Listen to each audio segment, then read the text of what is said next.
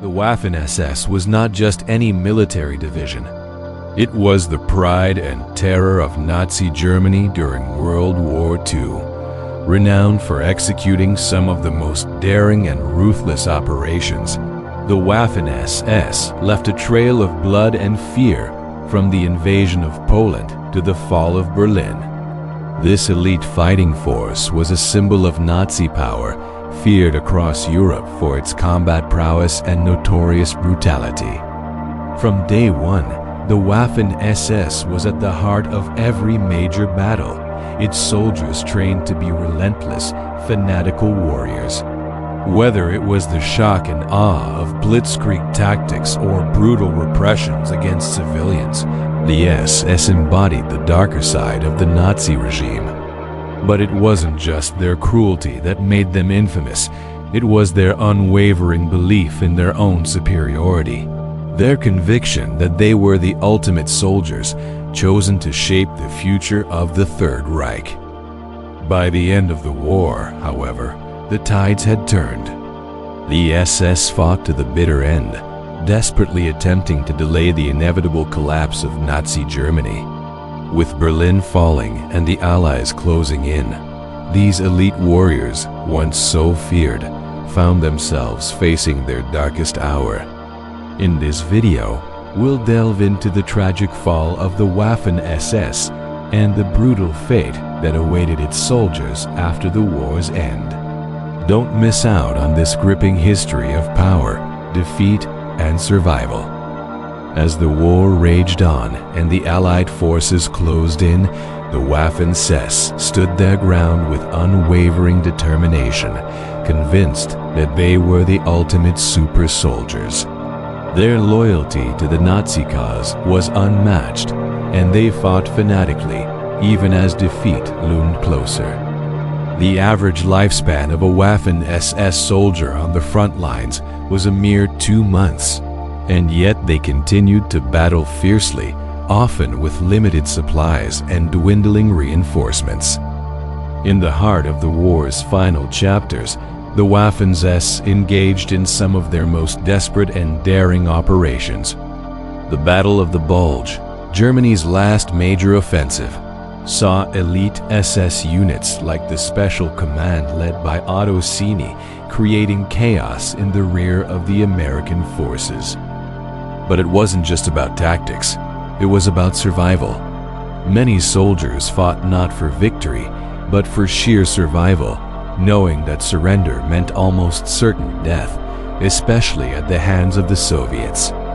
As Berlin fell and the Third Reich crumbled, the SS soldiers remained unyielding. Their commitment to fight until the end was driven by a harsh reality.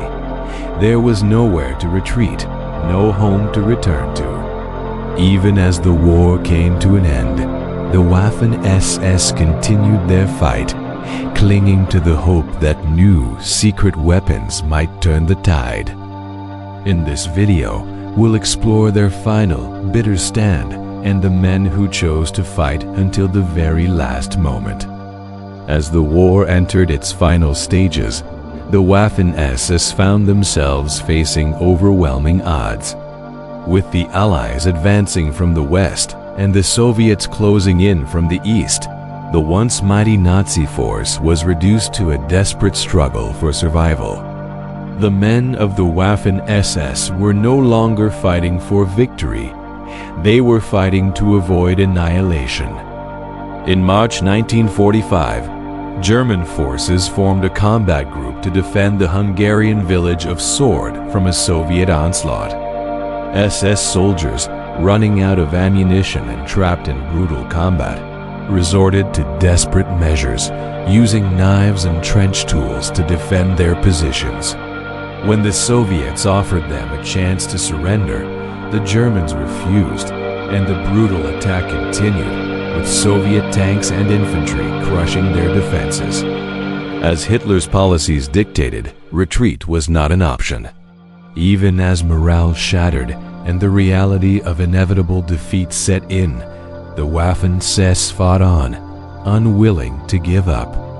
Despite suffering massive losses, the elite units held their ground in the face of overwhelming force, continuing their futile resistance until the bitter end. In this video, we delve into the last moments of these fanatical soldiers, fighting not just to win, but to avoid the certainty of death. Their final days were a tragic reminder of how far they were willing to go in the name of survival, even when all hope was lost. As Nazi Germany crumbled in the final days of World War II, a few high-ranking Waffen-SS officers sought a way out of the devastation. With Berlin surrounded by Allied forces and defeat imminent, they desperately attempted to negotiate a separate peace with the Western Allies, hoping to continue the fight against the Soviet Union. Among these officers was Heinrich Himmler, who, despite his pivotal role in the horrors of the Nazi regime, tried to broker an unconditional surrender to the Allies in April 1945. However, Hitler's last orders were brutal. The SS must not surrender under any circumstances. Himmler's desperate peace offer was rejected by the Allies, and soon after, Hitler stripped him of his rank. With the Third Reich on the verge of collapse, Himmler planned to escape and fade into obscurity, adopting a false identity in a final attempt to evade justice. But as the Nazi leadership disintegrated, many SS soldiers found themselves facing a cruel fate. The Allies were closing in, and there would be no safe haven for these war criminals. In this video, we explore the heartbreaking final attempts of the Waffen-SS to survive and how the collapse of their hopes mirrored the complete destruction of the Nazi regime. Don't miss out on the intense story of survival and betrayal during the last days of the Third Reich. After the fall of Nazi Germany, the fate of the Waffen-SS soldiers was anything but merciful. Once the most feared and elite force in the Third Reich, they now found themselves hunted and facing an uncertain future. As the Allies closed in, many Waffen-SS soldiers tried to flee, hoping to return to their families in the countryside, but the journey was perilous. Roads were destroyed, cities were in ruins, and many were shot without warning as they attempted to escape. With little choice, some SS divisions attempted to surrender to the Western Allies, hoping for a more lenient treatment. However, their reputation for cruelty preceded them, and even the Allies were hesitant to accept them as prisoners. Many were sent to POW camps, but the Soviets, in particular, were unforgiving. Those who surrendered to them often faced execution or forced labor in the gulags. In the chaotic aftermath, those who managed to survive were left to navigate a world where they were viewed as criminals.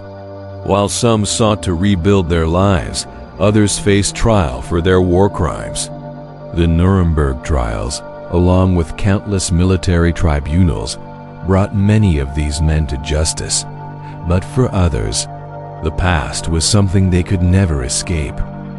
In this video, we dive into the brutal aftermath for the Waffen-SS soldiers and their struggle to survive in a post-war world, where their legacy as war criminals haunted them at every turn.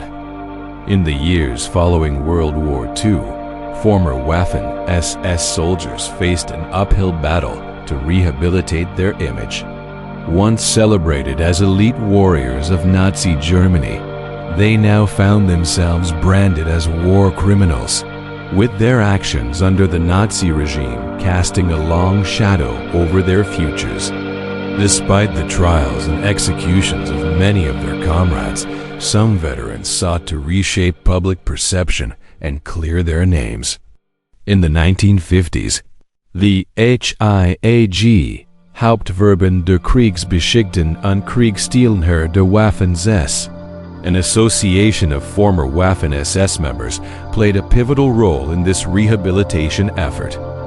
They lobbied for legal recognition, trying to distinguish themselves from the atrocities of the Nazi regime by claiming that not all Waffen-SS soldiers were involved in war crimes.